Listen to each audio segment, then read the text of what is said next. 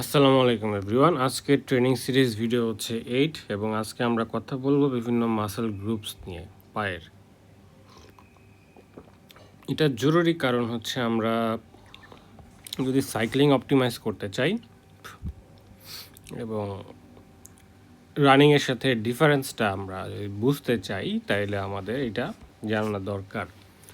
আমরা সাইক্লিংয়ের ক্ষেত্রে মেইনলি এই কোয়াডসটা সবচেয়ে বেশি ডমিনেন্টলি ব্যবহার করি এবং রানিংয়ের ক্ষেত্রে কাভস সবচেয়ে হচ্ছে ডমিনেন্টলি ব্যবহার করি।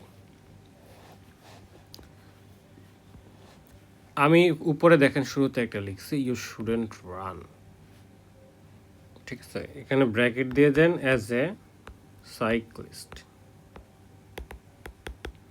কোনো প্রয়োজন নাই। কারণ মানুষ ইউজুয়ালি, আপনি ধরেন সাইক্লিং শুধু সাইক্লিস্ট, আপনি ট্রায়াথলেট না, ডুয়াথলেটও না, আপনার রান করার প্রয়োজন নাই, ঠিক আছে। কারণটা আমি বলি, অনেকে হচ্ছে এটাকে ক্রস ট্রেনিং মনে করে থাকেন, ঠিক আছে, occasionally, but you shouldn't do it. হ্যাঁ, কেন আমি কারণটা এক্সপ্লেন করে দিচ্ছি এখানে খুব সুন্দরভাবে। আপনার ক্রস ট্রেনিংয়ের হচ্ছে ফাংশনটা বুঝতে হবে। আপনি যখন স্পেসিফিক পারপাজে, মানে আপনি যে ফিল্ডে আছেন ওই ফিল্ডের অনুযায়ী আপনি ট্রেনিং করতেছেন অনেক দীর্ঘদিন ধরে, এবং আপনার অ্যাকুমুলেটেড ফ্যাটিক, ঠিক আছে, এক্সিস্ট করতেছে। আপনার ধীরে ধীরে ধীরে ধীরে মাসেল গ্রুপগুলোতে আপনার ফ্যাটিক জমা হয়েছে। তা আপনি এখন কি করতে চান যে আপনার যে হচ্ছে এই মাসেল গ্রুপগুলা উপর হচ্ছে স্ট্রেস কমাইতে চান, তাই তো।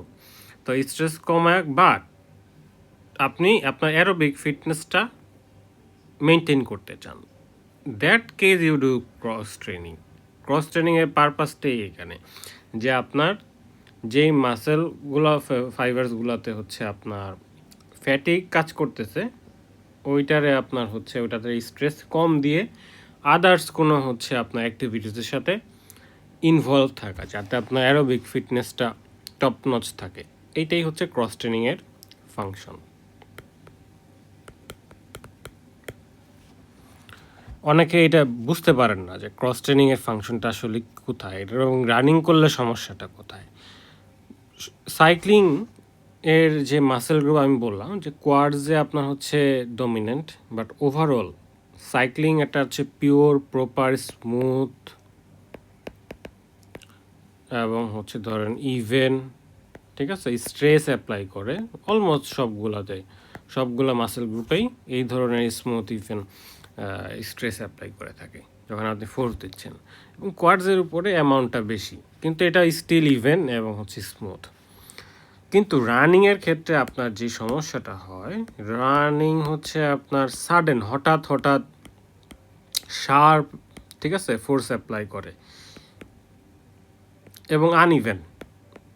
একবার আপনি কিভাবে আপনার এই ফুট স্ট্রোক হিট করতেছে মাটিতে, ফ্লোরে, এটার উপর ডিপেন্ড করে আপনার ফোর্সটা একবার এদিকে যাইতে পারে, আরেকবার এদিকে যাইতে পারে, র্যান্ডম, একবার এদিকে যাইতে পারে, র্যান্ডম এটা, ঠিক আছে, আনইভেন, র্যান্ডম। এই ধরনের ফোর্সগুলা আপনার বিভিন্ন ধরনের সমস্যা ক্রিয়েট করে, ইনজুরি। আপনি কখনো শুনবেন না কারো ধরেন প্রপার বাইক ফিট আছে, সে ধরেন সাইক্লিং করার মাধ্যমে ইনজুরিতে পড়ে গেছে, এই ধরনের থিং এক্সিস্ট করে না। বাইক ফিট না থাকলে সেটা ভিন্ন বিষয়, এই কারণে ইনজুরি হইতে পারে। কিন্তু আপনি ধরেন একজন প্রপার প্রফেশনাল সাইক্লিস্ট, ও সাইক্লিং করতে করতে ইনজুরিতে পড়ে গেছে, এই ধরনের কোনো আমি ইনসিডেন্ট শুনি নাই।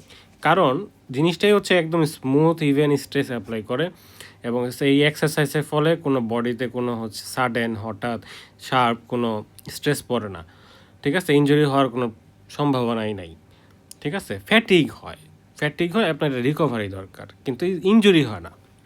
কিন্তু আপনি রানারদের সম্বন্ধে বহুত হিস্ট্রি শুনবেন যে injury, that is the reason. Sudden sharp uneven random force apply হয়, স্ট্রেস, হ্যাঁ, মাসেল গ্রুপের উপরে, এবং এটা আমি বললাম যে কাবজের উপরে বেশি হচ্ছে ওর ফোকাস দেয়।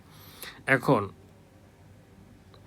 যে বিষয়টা হচ্ছে যে আমি এটাকে বললাম যে হচ্ছে ক্রস ট্রেনিংয়ের ফাংশনটা হচ্ছে আপনার মাসেল গ্রুপে হচ্ছে রিল্যাক্স দিয়ে, যে আপনার ডমিনেন্ট যে মাসেল গ্রুপ ওইটা রিল্যাক্স দিয়ে অন্য কোনো অ্যাক্টিভিটিসের সাথে হচ্ছে কানেক্টেড থাকা। তো রানিং কি এটা সাইক্লিস্টদের জন্য একটা বেটার অপশন?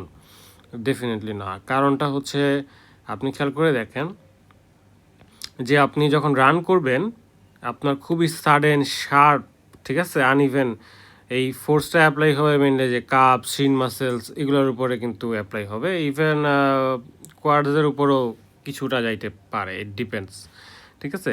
তো এখন এটা সমস্যাটা হইতেছে যে হচ্ছে রানিংয়ের হচ্ছে আপনার স্ট্রেস বেশি সাইক্লিংয়ের চাইতে। সাইক্লিং আপনি ধর মানে মানে হচ্ছে সোজা বাংলা কথায় আপনি ক্রস ট্রেনিং হিসেবে যদি আপনি ধরেন একজন সাইক্লিস্ট এবং ক্রস ট্রেনিং হিসেবে আপনি রানিং রে বাইছা নিয়েছেন, it is a bad idea. কারণ হচ্ছে রানিং হচ্ছে আপনার আরও কস্ট বাড়াই দিবে, ঠিক আছে। আপনি চাইতেছেন হচ্ছে আপনার অ্যারোবিক ফিটনেস ভালো থাকুক, সো আপনার অ্যারোবিক ফিটনেসের বিনিময়ে আপনি যে আপনার কস্ট এদিকে আরও অন্যান্য মাসেলের যে কাবসের যে ফ্যাটিক বাড়াই দিতেছেন, আপনার ধরেন রিকভারি যেই টাইমে হয়ে যাওয়ার কথা, ধরেন আপনার কোয়াডসের হচ্ছে রিকভারি যেই টাইমে হয়ে যাওয়ার কথা ওটা আরও এক্সটেন্ড হয়ে গেছে। মানে সোজা কথা হচ্ছে যে আপনি এটার রিকভারি টাইম দিতে চান, রিল্যাক্স করতে চান, তাই তো। আপনার ধরেন কোয়াডসের উপরে বেশ ধরেন আপনার স্ট্রেস গেছে এবং এটা আপনি রিল্যাক্স, রানিং করলে আপনার কোয়াডসের উপরে স্ট্রেস কমতেছে না এবং হচ্ছে আনইভেনলি আপনার কোয়াডসের উপর হঠাৎ হঠাৎ একটা সাডেন হচ্ছে ইফেক্ট পড়তেছে। ইফেক্টটা এটার মধ্যে দিয়ে কাবজের মধ্যে দিয়ে বেশি যাইতেছে। তো আপনি যখন দেখবেন যে হচ্ছে আপনি ক্রস ট্রেনিং হিসেবে ধরেন একদিন মানে অফ ডেতে সাইক্লিং ওই দিন আপনার শিডিউলে নাই, ওটা আপনি রিকভারির মতো করে ভাবতেছেন বা ধরেন র্যান্ডম ইউ ডু থিংস এরকম টাইপ করতে যাইতেছেন, তখন দেখবেন যে আপনি পরের দিন আর হচ্ছে on the bike you can train. কারণ হচ্ছে আপনার এই কাপ মাসের এতটাই ফ্যাটিক আপনার আর হচ্ছে আপনি ট্রেনিং করতে পারবেন না। আপনার কোয়াডস ফ্রেশ, লেটস সে আপনার কোয়াডস ফ্রেশ আছে, কিন্তু আপনার কাবজ মাসেল অনেক বেশি ফ্যাটিক হয়ে গেছে। আপনি এখন এটা থেকে রিকভারি না করলে আপনি ট্রেনিং করতে পারবেন না। তাহলে কিন্তু আপনার লাভ হইল না বেসিক্যালি কোনো। মানে আপনার ক্রস ট্রেনিংয়ের যে বেনিফিটটা ছিল আপনার জাস্ট একটু রিকভারি স্পিডিং আপ করার জন্য, বাট কিপিং অ্যারোবিক ফাংশনটা যাতে আপনার ইয়া থাকে, ইনট্যাক্ট থাকে, তাই তো। ওই ফাংশনটা তো হইলো না। অ্যারোবিক ফাংশন ঠিক আছে আপনার ওকে আসছে, কিন্তু আপনার তো আরও স্ট্রেস বাইরে গেল মাসেলের।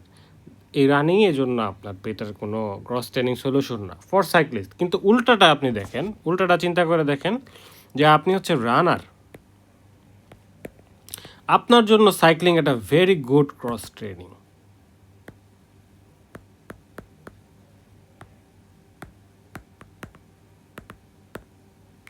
ঠিক আছে, 100 কারণ কি?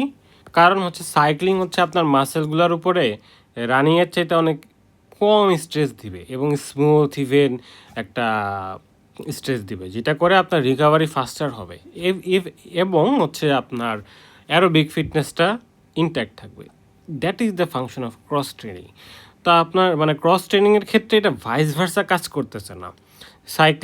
সাইক্লিং রানিংয়ের ক্ষেত্রে যেমন হচ্ছে আপনার সাইক্লিং খুব ভালো সাপোর্ট দিবে, আপনার পায়ের স্ট্রেংথ বাড়াবে, হ্যাঁ, বোনের স্ট্রেংথ বাড়াবে, তারপর হচ্ছে আপনার মাসেলগুলার হচ্ছে টলারেন্স স্ট্রেংথ সব দিক দিয়ে আপনার এটার বেনিফিট দিবে। কিন্তু আপনি যদি সাইক্লিস্ট হয়ে থাকেন আপনার সাইক্লিংই হচ্ছে বেস্ট অপশন, আপনার রানিংটা বেস্ট অপশন না। রানিংয়ের যে স্ট্রেসটা দিবে এটা আপনার জন্য মোটেও হেলদি না।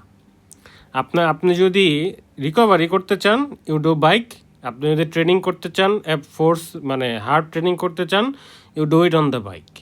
বাইক ছাড়া আপনার অন্য দিয়ে কোনো তাকানোর প্রয়োজনই নাই as you want to optimize your cycling training, okay. তো এই ক্ষেত্রে আপনার ভুলেও রানিংয়ের দিকে যাবেন না, ইউ শুডন্ট রান। আপনি যদি ট্রায়াথলেট ডুয়াথলেট হয়ে থাকেন that's a different scenario. I don't talk about triathlete or ডুয়াথলেট।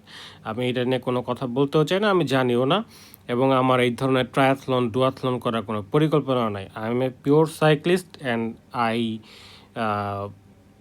Offer my videos totally design for the bike, okay. এখন যে ঘটনাটা হয়েছে আপনারা কিছুটা বুঝতেছেন হয়তো হয়তো কারণ জিনিসগুলো একটু আপনার কনফিউজিং লাগতে পারে শুরুতে, কিন্তু এই জিনিসটা আপনি নিজেও আপনার মতো করে রিসার্চ করে দেখতে পারেন। আপনার হচ্ছে as a cyclist you shouldn't run. যদি আপনি সময় পান ঠিক আছে? যে আপনার মনে থাকে যে আপনার হাতে আমার সময় আছে এবং হচ্ছে আমার আজকে হার্ড ট্রেনিং করা উচিত হবে না। আপনি রিকভারি করেন সাইক্লিংয়ে, ঠিক আছে? জোন 1 চালান। প্রয়োজনে জোন 1 চালান। Totally fine.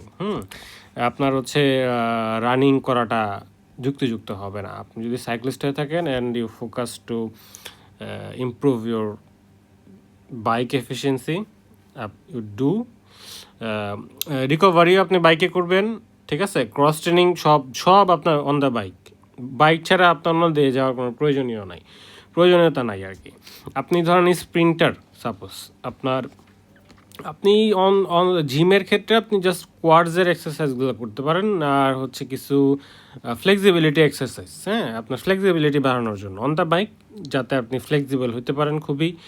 আপনার হচ্ছে পোস্টার যাতে ভালো হয় ওইটার জন্য আপনি কিছু জিম ওয়ার্কআউট করতে পারেন, বা মাসেলের জন্য আপনি কোয়াডসের উপরে তো, বাট দরকার নাই বেসিক্যালি কোয়াডসের উপরে আপনার এটা নেসেসারি না। আমি সাজেস্ট করবো you do it on the bike. আপনি স্প্রিন্ট করেন, ঠিক আছে, হাই পাওয়ার অ্যাক্টিভিটিস করেন, আপনার এই এফোর্টটা কোয়াডসের উপরেই যাবে, কোনো সমস্যা নাই, ঠিক আছে? আপনার জিমে যাইতে হবে না বা অন্য কোনো দিকে মনোযোগ দেওয়ার কোনো দরকার নাই। অলওয়েজ অন দ্য বাইক, এই হচ্ছে আপনার মূল মন্ত্র। Whatever you do, always on the bike. এবং যে বাইকে রেস করবেন ওই পোস্টারেই আপনার ডিফারেন্ট পোস্টার, ঠিক আছে? ডিফারেন্ট পোস্টার হচ্ছে আপনার ডিফারেন্ট পাওয়ার আউটপুট দিবে, ঠিক আছে? রেস পোস্টার আমি বলি নাই কিন্তু রেস সেট আপ বা হচ্ছে আপনার পোস্টারটা রেসের সিমিলার হইতে হবে। আপনি আইটিটি হইলে আপনার পজিশন আইটিটি, আবার হচ্ছে রোড বাইকে হইলে রোড বাইকের পজিশন, আপনার মানে যেটারে অপটিমাইজ করতে চান ওই পোস্টারে চালাইতে হবে। আপনি পোস্টার সুইচ করলে আপনার পাওয়ার ওঠানামা করবে, ঠিক আছে, ড্রপ করবে। যেই পোস্টারে আপনি টাইম বেশি দিচ্ছেন ওইটাই হচ্ছে আপনার অপটিমাল আপনার পাওয়ার আউটপুট দিবে। বিশেষ করে আপনি যখন হচ্ছে আইটিটির ক্ষেত্রে এটা খুবই ইম্পর্টেন্ট যে you train on ITT position, ITT race poster. So একটা সেম বাইকে দীর্ঘদিন ট্রেন করাটা অনেক ইম্পর্ট্যান্ট। হুট করে আপনি একটা বাইক নিলেন বা আইটিটি বাইক নিলেন, টিটি বাইক নিলেন, এটার কোনো লাভ হবে না। আপনি সারা বছর রোড বাইকে ট্রেনিং করেন, হঠাৎ করে আইটিটি বাইক টিটি বাইক নিয়ে নামলেন, you see your powers dropping. এটাই হওয়ার কথা, একটা সিগনিফিক্যান্ট অ্যামাউন্ট পাওয়ার ড্রপ করার কথা। ইভেন আপনার 20 ওয়াটস হইলেও ড্রপ করার কথা। 20 ওয়াটস ইজ হিউজ। সো এরকম আর কি। তো আজকে ভিডিও কি আর বড় করব? সো রানিং ভার্সেস সাইক্লিং করা উচিত না, এটাই ছিল আজকে জিনিসটা বোঝার। আর আপনার সাইক্লিংয়ের ক্ষেত্রে যেই মাসেল গ্রোথটা ব্যবহার করতেছেন এইটা, যে আরেকটা জিনিস হচ্ছে যে রানিংয়ের দেখেন আপনি আরও আছে, লজিক আছে। যেমন আপনি রানিং করলে আপনার এই কার্ভসের উপরে হচ্ছে স্ট্রেস দিচ্ছে, তাই তো আমি বললাম যেটা। তো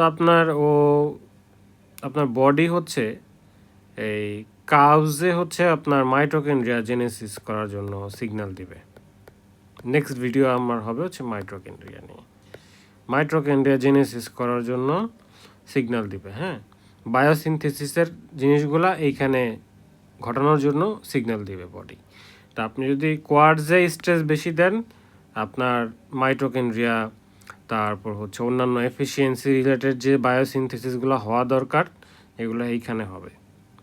আর অ্যারোবিক যখন আপনি ওয়ার্কআউট করতেছেন আপনার হার্টের এখানে বাড়তেছে, আপনার ব্লাড চ্যানেলগুলোর হচ্ছে এফিসিয়েন্সি বাড়তেছে। এটা ওভারঅল যে কোনো এক্সারসাইজের জন্য ট্রু, অ্যারোবিক এক্সারসাইজের জন্য।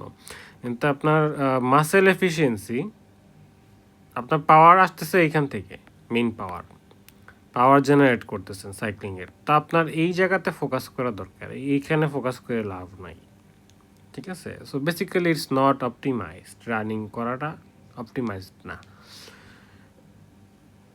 আপনি খারাপ করবেন কি না, ওই যে বললাম যে আপনি যদি ওই দিন রানিং করার চাইতে, একটা দিন রান করার জন্য পিক করছেন, ওই দিন রানিং করার চাইতে যদি you spend that time on bike, you will do better.